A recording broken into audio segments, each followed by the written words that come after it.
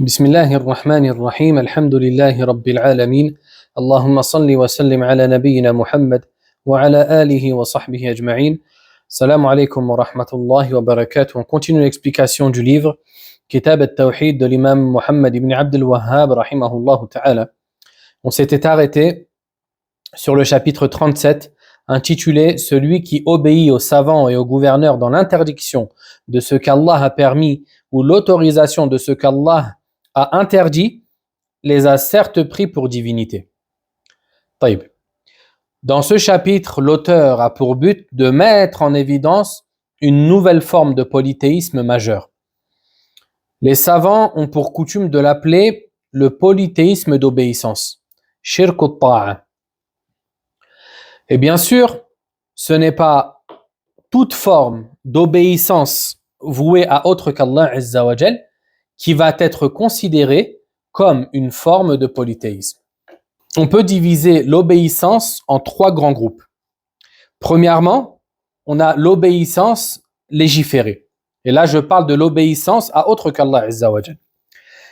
L'obéissance légiférée correspond au fait d'obéir à ce qu'Allah Azza wa Jal t'a ordonné d'obéir. C'est-à-dire qu'en obéissant à ces catégories de personnes, tu obéis à Allah. Comme par exemple le fait d'obéir au prophète sallallahu alayhi wa sallam, car Allah Azza wa Jal nous a ordonné d'obéir au prophète sallallahu alayhi wa sallam. Le fait d'obéir à ses parents. Et bien sûr, cette obéissance-là ne doit pas être une obéissance contenant une désobéissance à Allah. Ainsi, si par exemple, lorsque tes parents t'ordonnent quelque chose qui est convenable, c'est-à-dire qui n'est pas contraire à la religion d'Allah, tu dois leur obéir. Ça, c'est une obligation.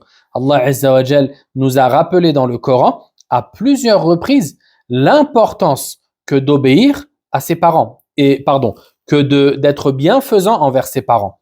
Et entre bien sûr dans la bienfaisance le fait de leur obéir. Allah Ta'ala nous dit وَقَضَى رَبُّكَ أَلَّا تَعْبُدُوا إِلَّا إِيَّاهُ وَبِالْوَالِدَيْنِ إِحْسَانًا.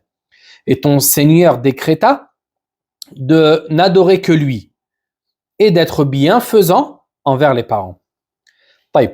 Parmi les obéissances aussi qui entrent dans cette catégorie, on va retrouver l'obéissance au gouverneur. Allah Ta'ala nous dit Ya ayyuhalladhina amanu ati'u Allah wa ati'u ar-rasul wa ulil amri minkum. Oh vous qui avez cru, obéissez à Allah, obéissez à son messager, aux messagers, ainsi qu'aux détenteurs de l'ordre parmi vous. Et bien sûr, comme je vous l'ai dit, cette obéissance à la créature est légiférée tant qu'elle ne renferme pas une forme de désobéissance à Allah. Car le prophète sallallahu alayhi wa sallam a dit La ta'ata li makhlouq fi ma'siyatil khaliq. Pas d'obéissance à la créature dans la désobéissance au créateur. Un exemple, tes parents te demandent d'aller acheter de l'alcool, des cigarettes. Ils t'ordonnent de ne pas prier. Ils t'ordonnent de ne pas mettre le hijab. Tous ces ordres ne font pas partie de la catégorie dont on parle, c'est-à-dire de l'obéissance légiférée ou de l'obéissance permise. La deuxième catégorie d'obéissance aux créatures, on va retrouver l'obéissance interdite. D'accord ? Et c'est celle qui va contenir une chose qui est interdite dans la religion d'Allah Azza wa Jal.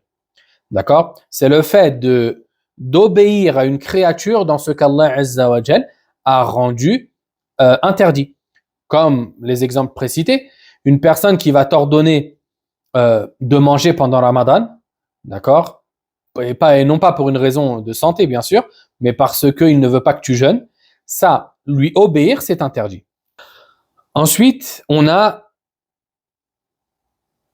l'obéissance polythéiste. Et c'est de cette catégorie que le shir va parler dans ce chapitre. Et l'obéissance polythéiste, c'est celle qui consiste à obéir à autrui, d'accord, en lui accordant en lui accordant une des spécificités d'Allah Azza wa Jal. Soit de obéir à autrui de manière totale. C'est-à-dire qu'il n'y a pas un ordre qu'il va donner sans que tu lui obéisses. Ça aussi, ça va faire partie des formes de polythéisme majeur. Et bien sûr, entre aussi dans cette catégorie le fait d'obéir à quelqu'un car tu penses, car tu crois qu'il a le droit de légiférer. Qu'il a le droit de légiférer, c'est-à-dire qu'il a le droit de dire ça c'est halal, ça c'est haram. D'accord? De lui-même. C'est-à-dire que là, il légifère. Il donne une sentence, un jugement juridique de lui-même, se basant sur rien du tout si ce n'est ses propres envies. Ici, lui obéir dans un tel ordre représente une forme de polythéisme majeur.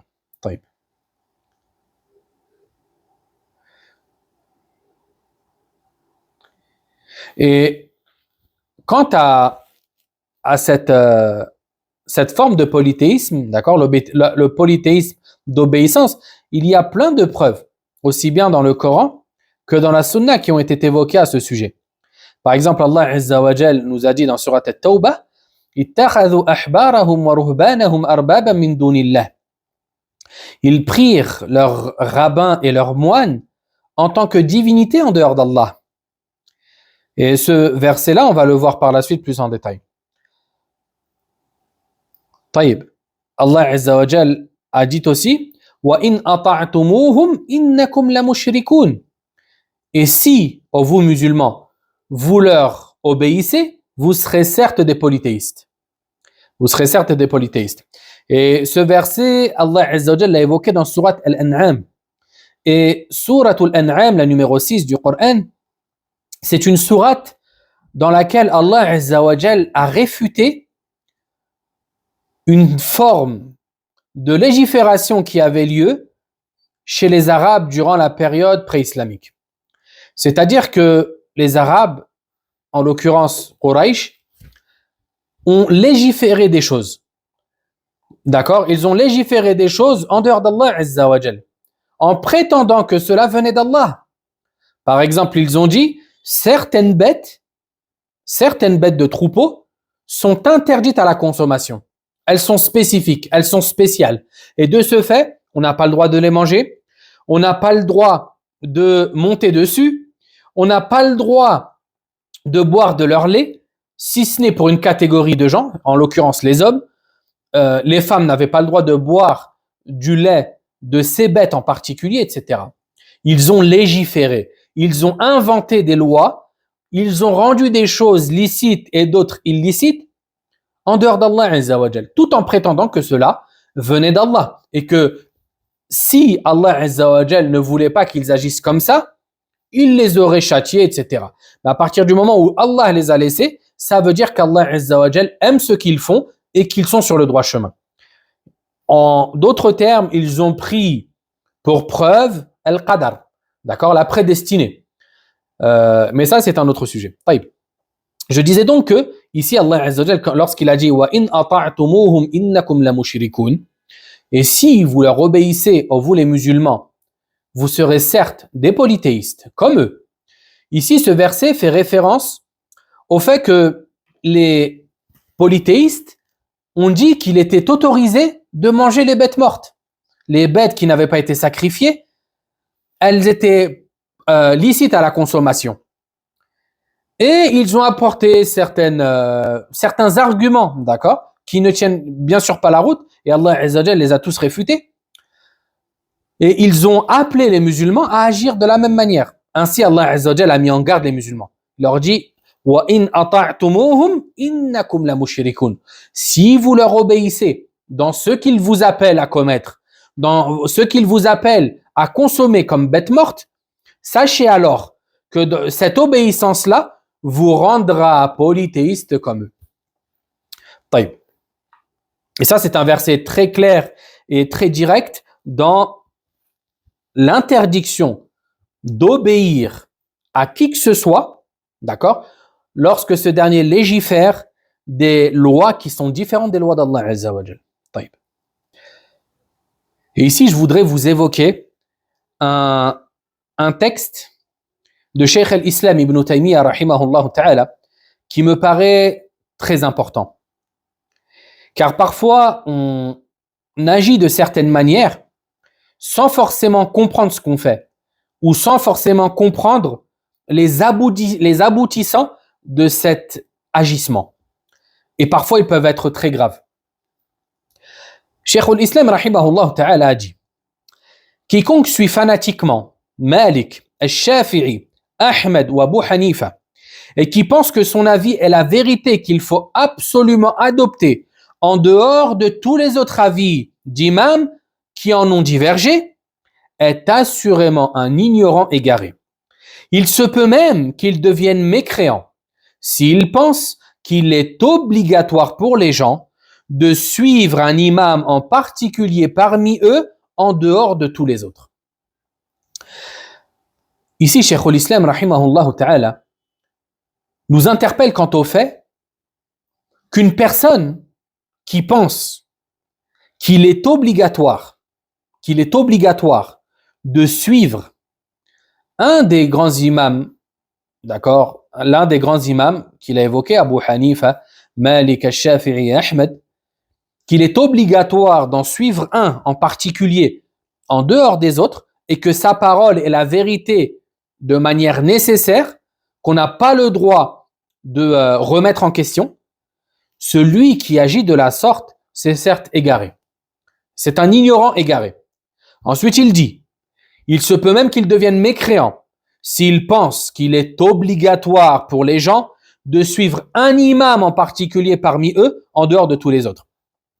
C'est-à-dire que cette personne-là va mécroire à partir du moment où elle va penser que les paroles de cet imam sont la référence à laquelle il faut se référer et lesquelles il faut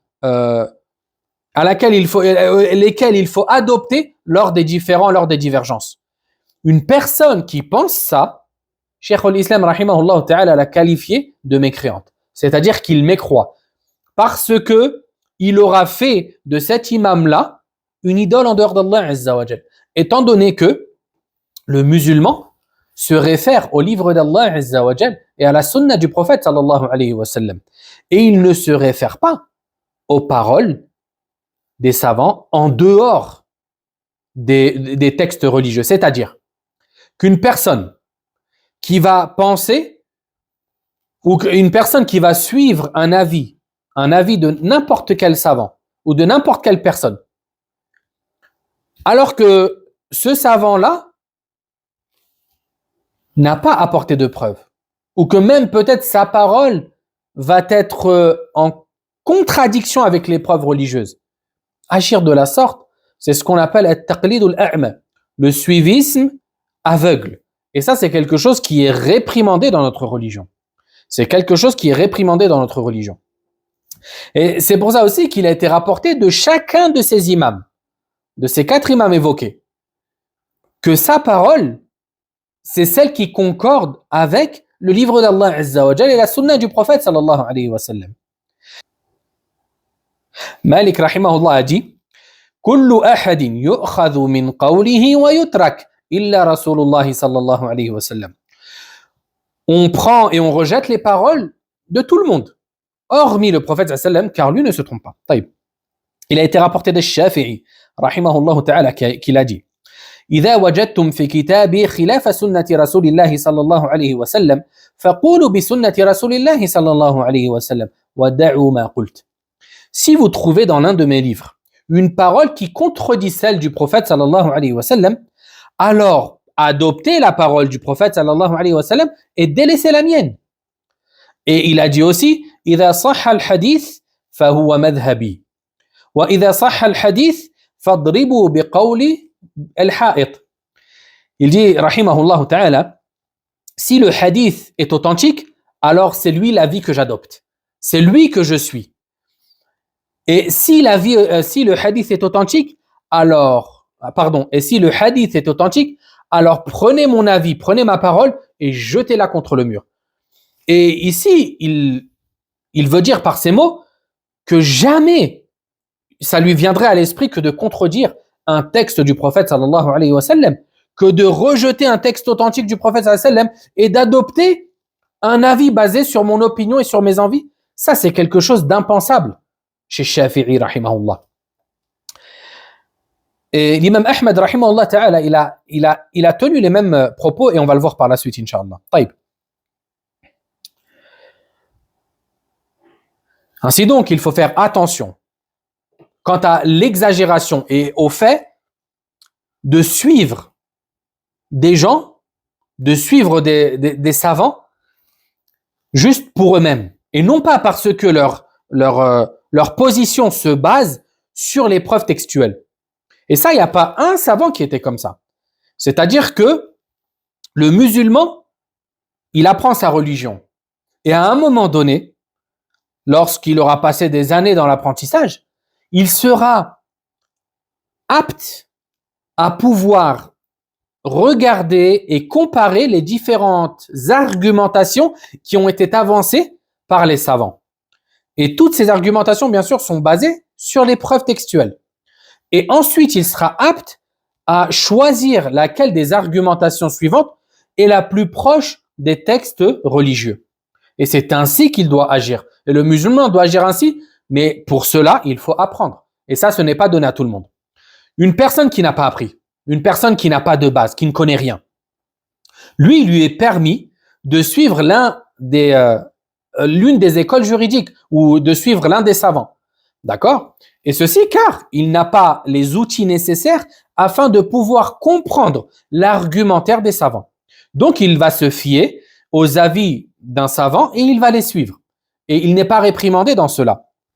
Et ici, une autre parenthèse, c'est que il ne faut pas comprendre de mes mots-là que les savants n'ont pas de valeur ou que la parole des savants n'est pas à prendre en vigueur. Non, pas du tout. Les savants, comme le prophète sallallahu alayhi wa sallam a dit, al-ulama warathatul anbiya. Les savants sont tels la lune pour les gens, tandis que les dévots, c'est-à-dire les adorateurs, sont tels les étoiles. Hein, la lune, elle sert à éclairer, elle éclaire les gens dans la nuit. Et tel est le savant. Sans savant sur terre, nous serions comme des animaux, comme l'un des salafs l'a dit. Ainsi, la présence des savants, respecter les savants, étudier chez les savants, ça c'est quelque chose qui est demandé, sans l'ombre d'un doute. D'accord ? Mes mots à moi, ils concernent le fait, et ce ne sont pas mes mots à moi, mais c'est ce que les savants relatent, d'accord, lorsqu'ils parlent de ce qu'on appelle at-taqlid al-a'ma. Le problème, c'est lorsque une personne va s'attacher à un savant au point d'en faire son ombre.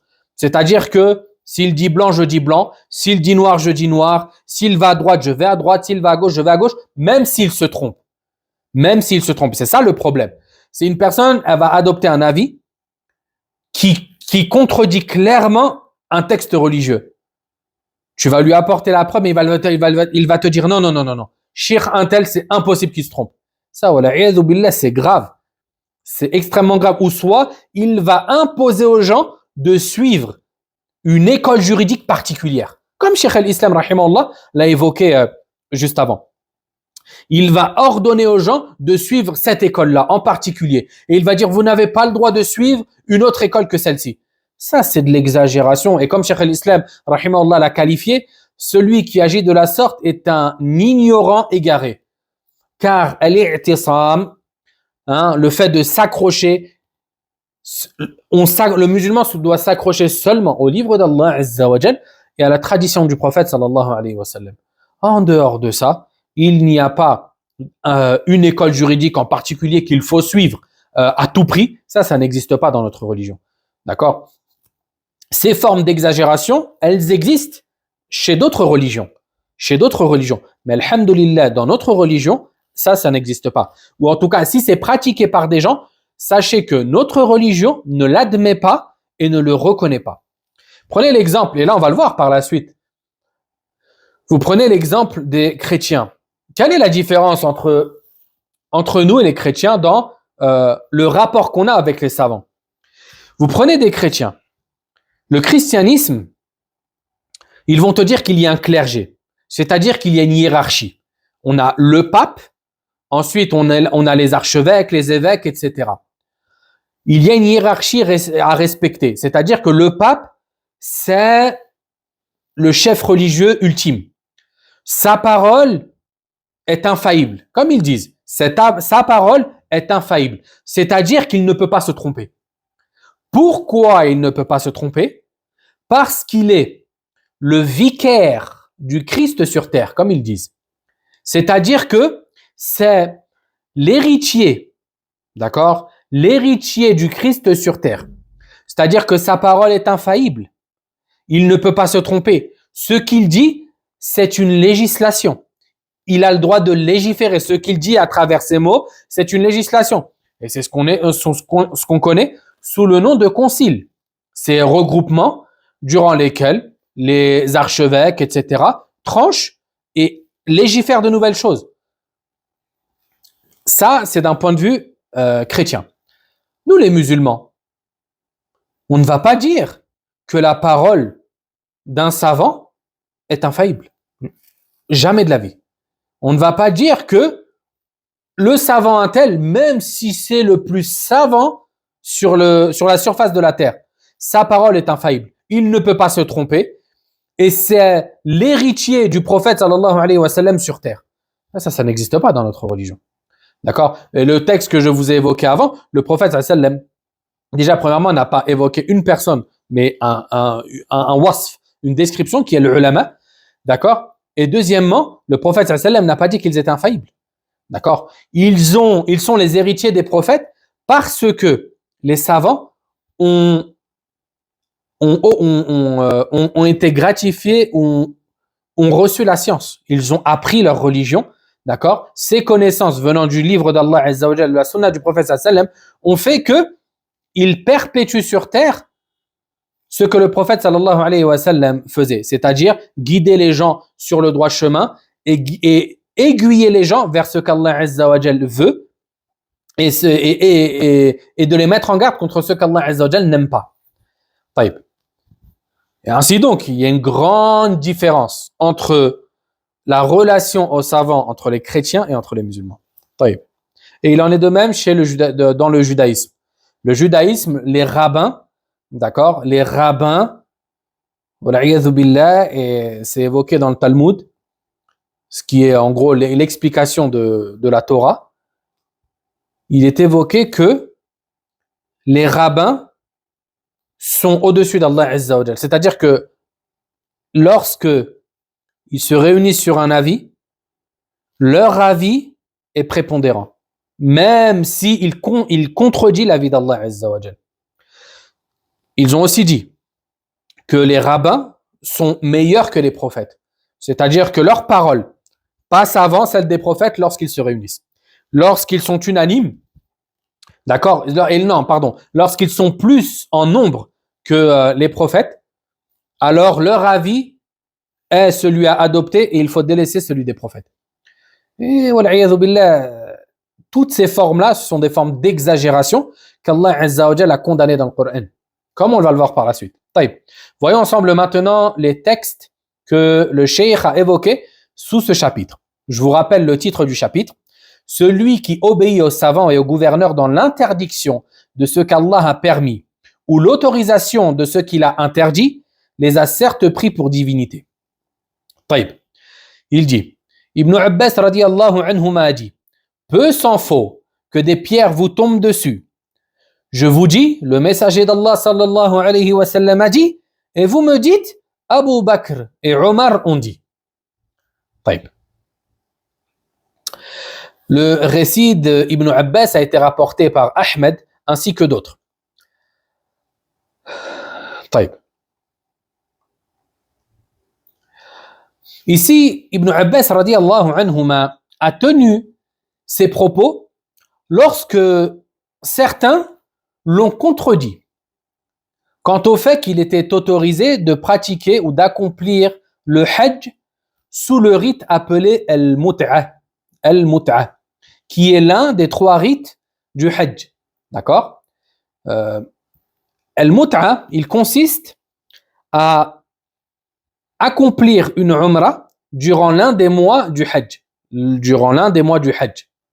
Et ensuite, de faire suivre la même année, ensuite de sortir de son état de sacralité, d'accord? Et puis de faire suivre cette umrah par un Hajj la même année. Par exemple, tu fais une umrah durant Shawwal, durant le mois de Shawwal, puis tu fais suivre cette umrah par le Hajj durant le mois de Dhul Hijjah, c'est-à-dire 2 mois plus tard. Ça, c'est ce qu'on appelle al-mut'a. Ici, Ibn Abbas radiyallahu anhuma, lorsqu'il a dit aux gens que ceci était autorisé, car le prophète sallallahu alayhi wa sallam l'avait fait, et il nous l'a légiféré. Certains ont dit, et en l'occurrence c'était Abdullah ibn Zubayr radiyallahu anhu, qui est un autre compagnon, il a dit, ça, ce n'est pas à faire, car Abu Bakr et Omar radiyallahu anhu ne l'ont pas autorisé. Et bien sûr, il y a une histoire derrière cela. Abu Bakr et Omar radiyallahu anhu avaient, lors de leur califat, ils avaient préconisé aux gens de ne pas faire al-mut'a afin qu'il y a toujours des pèlerins durant toute l'année qui viennent faire la umrah et qu'il ne se suffise pas de faire la umrah et le hajj en un seul moment et qui ensuite ne viennent plus. Et cela, en fait, ça provoquerait le fait qu'il n'y ait plus de gens qui viennent faire la umrah durant l'année. Et de ce fait, ils ont préconisé cela. Ibn Abbas radiyallahu anhu a tenu ces mots par la suite. D'accord? Ces mots qui sont forts. Peu s'en faut que des pierres vous tombent dessus, en guise de châtiment de la part d'Allah Azza wa Jal, pour votre contradiction de la parole du prophète sallallahu alayhi wa sallam. Taïb. Ainsi donc, et pourquoi le cheikh a évoqué ce récit ici? Afin de nous dire, si tel est le cas dans une personne qui a obéi ou qui voulait obéir à Abu Bakr et Omar, qui sont les meilleurs des hommes après les prophètes, que dire de ceux qui obéissent à des gens qui sont bien en dessous d'eux, aussi bien dans la science que dans la piété, que dans le rang auprès d'Allah Azza wa Jal? Que dire de leur obéissance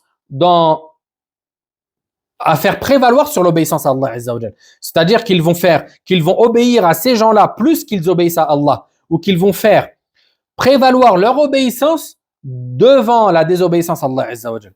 Taïb. Ensuite, le cheikh a dit, l'imam Ahmad ibn Hanbal, rahimahullah ta'ala, a dit, je m'étonne de gens ayant pris connaissance du hadith et de son authenticité, et qui par la suite préfèrent le point de vue de Sufyan. Allah Azza wa Jalla dit, فَلْيَحْذَرِ الَّذِينَ يُخَالِفُونَ عَنْ أَمْرِهِ أَنْ تُصِيبَهُمْ فِتْنَةٌ أَوْ يُصِيبَهُمْ عَذَابٌ أَلِيمٌ. Il dit, Allah Azza wa Jalla dit, que ceux qui contredisent son ordre prennent garde d'être touchés par une épreuve ou un châtiment douloureux. Sais-tu ce qu'est l'épreuve? L'épreuve, c'est le polythéisme. Il se peut que celui qui rejette certaines de ces paroles voit son cœur être dévié, ce qui causera sa perte. Fin de citation. Ici, l'imam Ahmed, rahimahullah ta'ala, un jour on est venu le voir et on lui a dit, ya imam, il y a des gens qui ont pris connaissance d'un hadith, mais qui pourtant délaissent ce hadith-là et préfèrent la parole de Sufyan. Le Sufyan en question, c'est le grand imam Sufyan al-Thawri, rahimahullah ta'ala, une montagne de science. Ensuite,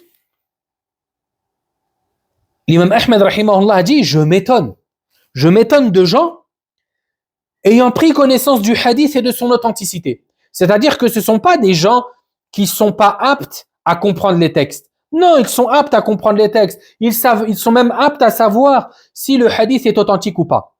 Et pourtant, ils délaissent le hadith et se dirigent vers la parole de Sufyan al-Thawri. Parce qu'à l'époque, Sufyan al-Thawri, rahimahullah ta'ala, avait une école juridique. C'était un jurisconsulte, un grand imam. Et de ce fait, il avait des élèves. À l'image de l'imam Ahmed, de Abu Hanifa, de Malik, de Shafi'i, etc. Mais son école à lui n'a pas perduré dans le temps. طيب. Ainsi ensuite, l'imam Ahmed rahimahullah ta'ala a pris pour preuve la parole d'Allah Azza wa Jal dans Surat An-Nur. فليحذر الذين يخالفون عن أمره أن تصيبهم فتنة أو يصيبهم عذاب أليم. Que ceux qui contredisent son ordre, c'est-à-dire l'ordre du prophète sallallahu alayhi wa sallam, prennent garde d'être touchés par une épreuve ou un châtiment douloureux. Ici, ce verset fait référence il fait référence aux hypocrites qui, à l'époque du prophète sallallahu alayhi wa sallam, agissaient d'une manière contraire à l'ordre du prophète sallallahu alayhi wa sallam. D'accord? Et de ce fait, Allah Ta'ala les a menacés d'être touchés par une épreuve ou un châtiment douloureux. L'imam Ahmed rahimahullah a défini l'épreuve comme étant le polythéisme. C'est-à-dire que, de par leur désobéissance au prophète sallallahu alayhi wa sallam, leur cœur risque d'être dévié. Allah Azza wa Jal va les punir en égarant leur cœur, en les dirigeant vers le polythéisme. Car en désobéissant au prophète sallallahu alayhi wa sallam et en adoptant la vie d'autrui, ils se seraient souillés de cette forme de polythéisme qui est le polythéisme d'obéissance. Et le deuxième châtiment, c'est un châtiment douloureux qui peut être aussi bien dans ce bas monde que dans l'au-delà, ou soit dans les deux.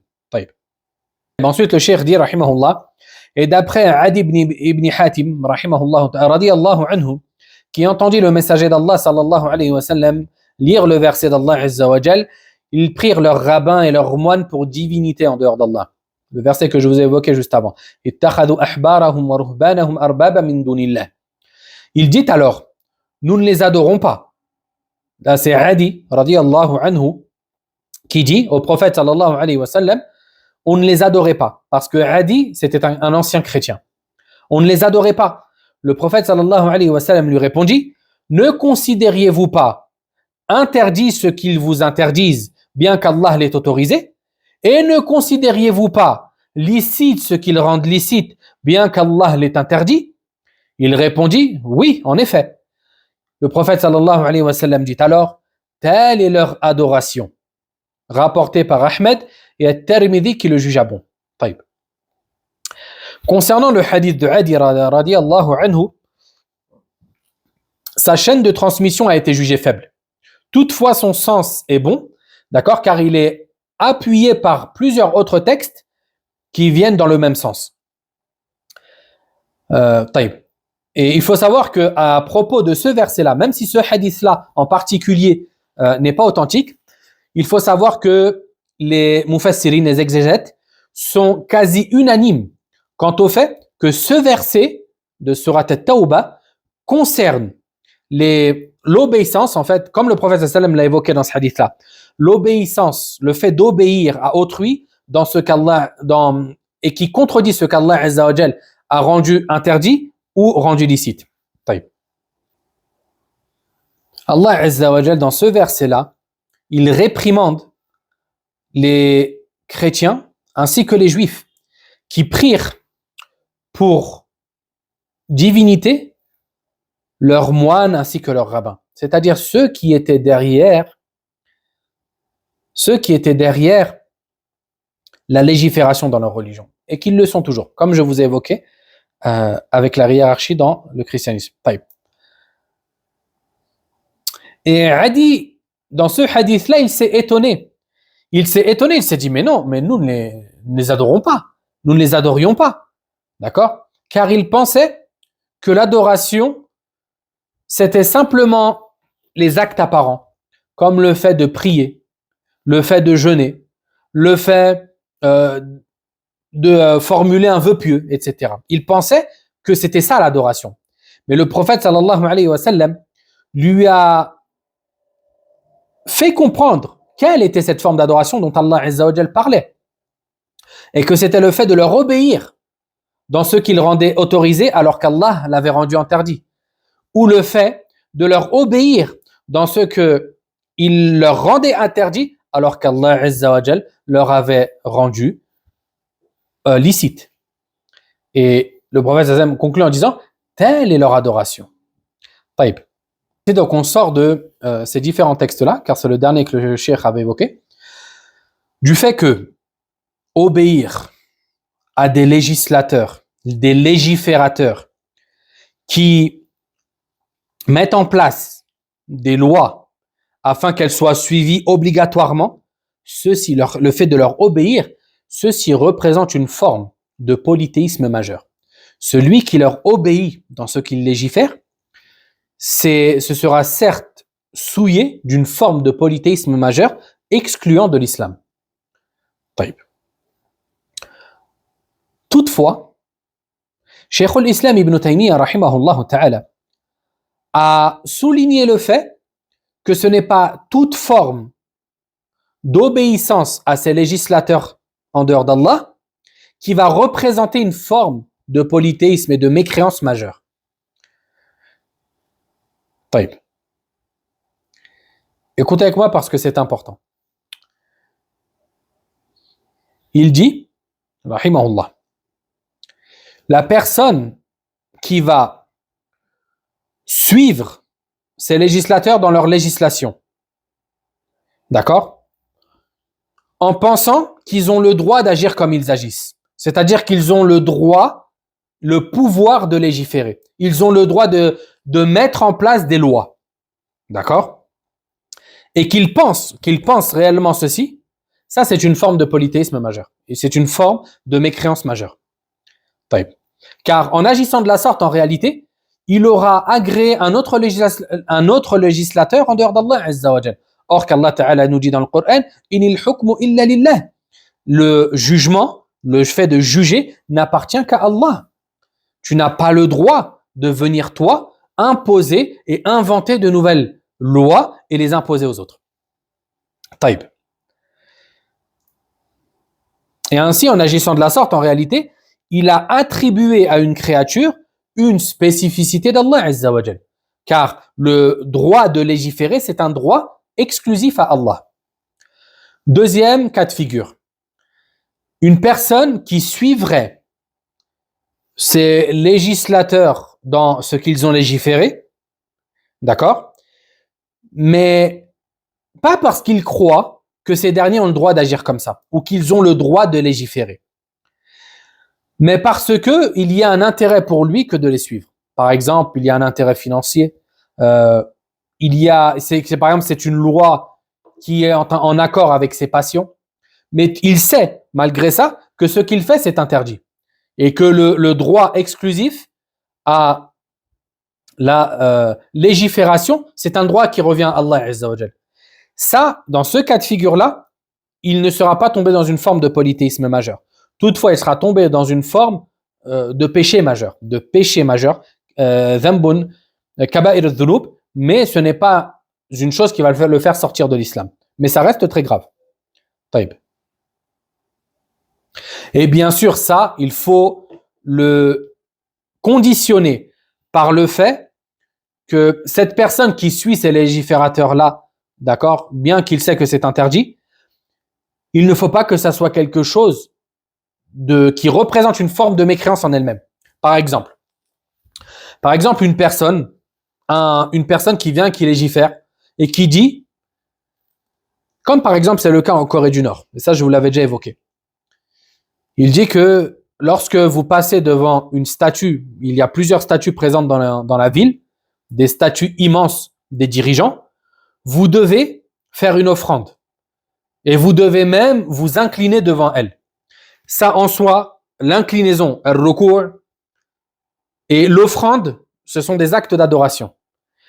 Ici, leur obéir dans ces actes-là représente une forme de mécréance.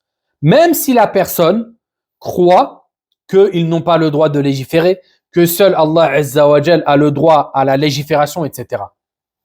Pourquoi ? Parce que l'acte en lui-même représente une forme de mécréance. Le fait de t'incliner pour autre qu'Allah Azza wa Jal, le fait de faire une offrande pour autre qu'Allah Azza wa Jal, tout cela représente des formes de polythéisme. De ce fait, agir de la sorte serait contraire à notre religion.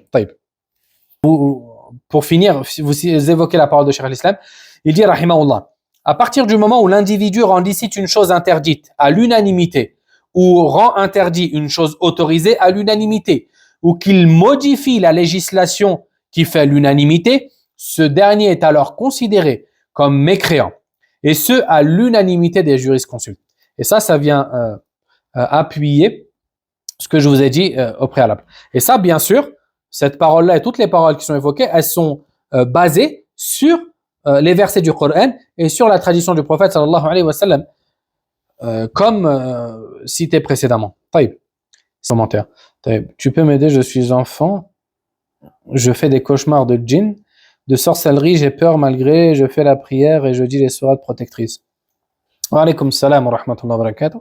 Qu'Allah Azza wa Jal te préserve et qu'Allah Azza wa Jal te fasse grandir dans son obéissance et qu'il fasse de toi un homme ou une femme pieuse tout au long de ta vie. Avant de dormir, je te conseille de faire tes ablutions. Ensuite, de faire les invocations. Et tu m'as dit que tu les faisais déjà, c'est très bien. Mais de continuer à les faire comme le prophète sallallahu alayhi wa sallam les faisait. Si tu connais Ayat al-Kursi, Allahu la ilaha illa huwa al-hayyul qayyum, il est bon de la lire avant de dormir. Parce que en lisant Ayat al-Kursi, le prophète sallallahu alayhi wa sallam nous a dit qu'Allah azza wa jal fait descendre un ange qui restera à côté de la personne tout au long de la nuit et aucun shaitan ne pourra l'approcher. D'accord? Je te conseille aussi, si ces cauchemars sont liés à des choses que tu vois durant la journée, c'est-à-dire par exemple tu as regardé un film qui faisait peur, il y avait des monstres dedans, etc.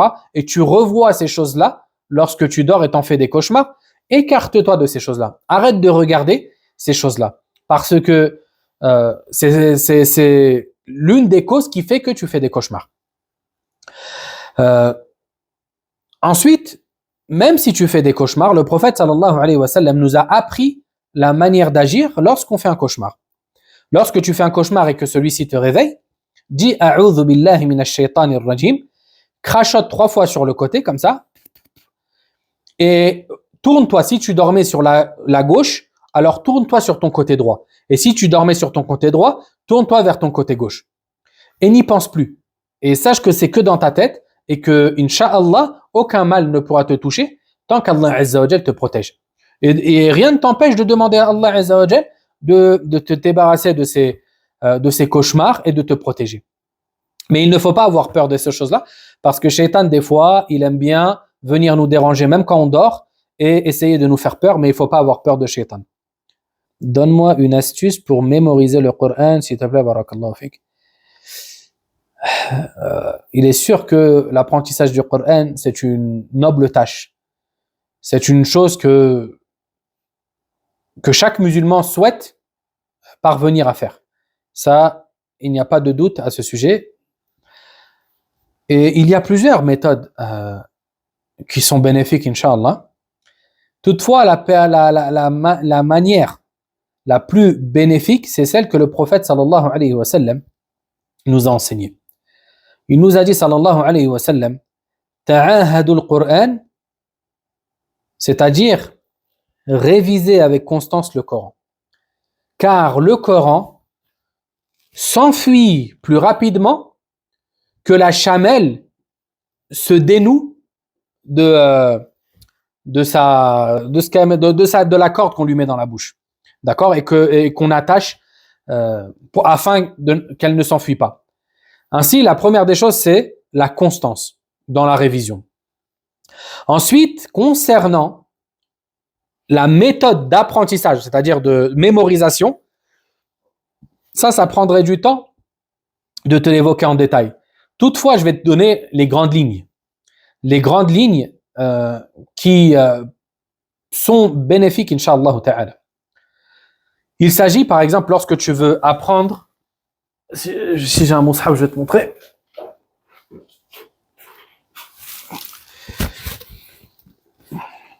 Lorsque tu veux apprendre une sourate, par exemple, tu vas commencer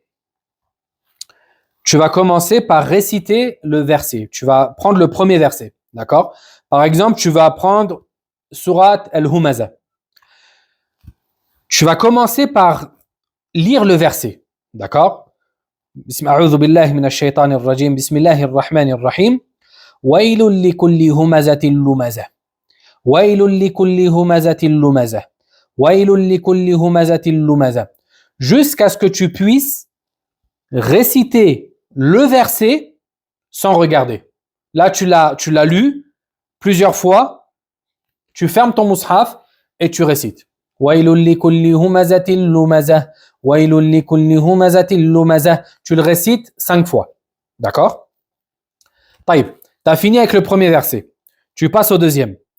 Pareil, tu regardes en lisant الذي جمع مالا وعدده الذي جمع مالا وعدده الذي جمع مالا وعدده. Tu regardes, est-ce que tu es capable de le réciter sans regarder? الذي جمع مالا وعدده. Tu es capable. Tu le récites de tête 5 fois. D'accord? 5 fois. Tu as fini de le réciter 5 fois, tu le reprends avec le premier verset, sans regarder. وَيْلٌ لِكُلِّ هُمَزَةٍ لُمَزَةٍ الَّذِي جَمَعَ مَالًا وَعَدَّدَهُ. Alhamdulillah, tu as réussi. Tu passes au troisième verset. يَحْسَبُ أَنَّ مَالَهُ أَخْلَدَهُ. Tu fais la même chose. Une fois que tu as fini la partie que tu voulais apprendre. Par exemple, tu t'es dit, je vais apprendre aujourd'hui 3 lignes. Tu as fini ces 3 lignes-là, tu es capable de les réciter sans regarder de tête, tu vas te mettre à les réciter 10 fois. D'accord? Tu vas mettre la partie que tu veux apprendre, tu la récites 10 fois sans regarder. Ça, c'est le premier jour. D'accord? Une fois que tu as fini cela et que tu les maîtrises, tu vas essayer, après chaque prière obligatoire, tu finis de prier, tu dis vas-y, la partie que j'ai apprise, je vais essayer, il faut que je la récite 5 fois par cœur, après chaque prière. D'accord? Et si c'est trop lourd pour toi, par exemple 5 fois, tu te dis 3 fois, mais tu t'y tiens. Après chaque prière, je vais réciter la partie que j'ai apprise le matin, par exemple, 3 fois. À la fin de la journée, alhamdulillah, tu verras que ces versets-là, tu les auras mémorisés. Le lendemain, avant de commencer le nouvel apprentissage, la partie que tu as apprise, tu vas la réciter 5 fois. Pareil de tête. Et si tu te trompes dans une des fois, tu recommences. D'accord? Tu recommences. Si tu as besoin de prendre le mushaf parce que tu ne t'en rappelais plus, tu recommences aussi. C'est-à-dire tu recommences la répétition que tu as loupée. Et en agissant de la sorte, Inch'Allah, tu verras que tu vas avancer. Tu vas avancer dans la mémorisation du Coran. Et ensuite, tu mets en place une révision. Cette révision-là, elle doit être constante, comme le prophète sallallahu alayhi wa sallam nous a dit. Parce que si elle n'est pas constante, eh ben le Coran que tu as appris, hélas, il va partir. Concernant les choses aussi importantes dans la mémorisation du Coran, c'est le fait de s'écarter des péchés.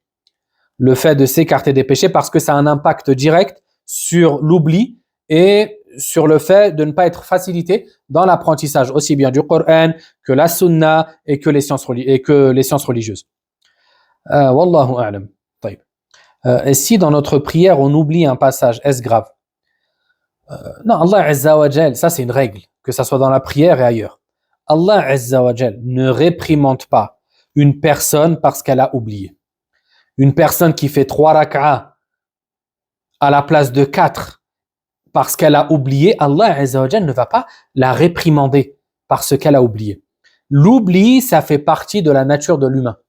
D'accord? C'est pour ça que certains ont dit que l'humain en arabe a été appelé insan min an-nisyan, car le mot insan, être humain, a été pris du terme nisyan, qui veut dire oubli. Bien que d'autres savants aient réfuté ou affaibli cet avis-là. Lorsque vous oubliez, par exemple, tu commences une sourate dans ta prière, tu l'as oublié. Dans ce cas-là, si tu n'arrives vraiment pas à t'en rappeler, passe à une autre sourate, d'accord, ou à un autre passage. Ou soit, si tu veux, par exemple, tu as récité quelques versets, khalas, si tu as oublié, tu t'en rappelles pas, tu peux tu peux aller en recours directement. D'accord? Et ce n'est pas obligatoire de prendre une autre sourate derrière. Ça, bien sûr, je parle de la sourate après le Fatiha. Faut-il faire la prosternation d'oubli? Non, tu ne fais pas la prosternation d'oubli dans cette situation-là. طيب, s'il n'y a pas d'autres questions, on s'arrête ici pour aujourd'hui. سبحانك اللهم بحمدك أشهد أن لا إله إلا أنت أستغفرك وأتوب إليك. Je vous dis à la semaine prochaine, Inch'Allah. Assalamu alaikum wa rahmatullahi wa barakatuh.